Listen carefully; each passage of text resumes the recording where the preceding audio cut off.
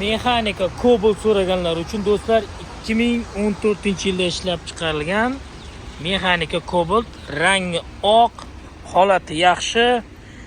Kamchiliklari bo'ladigan bo'lsa, kuzovda detallarda muammolar bo'ladigan bo'lsa, mana shularni kelib ko'rasiz, ustingiz bilan olib kelib albatta xohlang, tekshirib oling, kompyuterga ham solib olasiz. Motor holati yaxshi, 181 ming yurgan mashina. Korobkasida hadovoyda umuman ishi yo'q. Bemalol tekshirib olishingiz mumkin. Agar sizda boshqa mashina bo'ladigan bo'lsa ham, uni hisoblab olib qolgan holatda mana shu Cobaltni qilib beramiz do'stlar. Metani bor. Generalni beriladi. Egasida dokumentda muammo yo'q.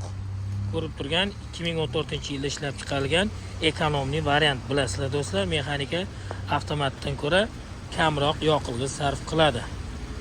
Undan tashqari bizda sotuvda boshqa mashinalar ham bor. Mana mexanika Nexia 3, mexanika Gentra 6 million so'mga chiqadi. 2023-yilda ishlab chiqarilgan Damas mashinasi, Spark mexanika Captiva, Gentra avtomat, mexanika Nexia 3 hamda mexanika Gentralar ham bor.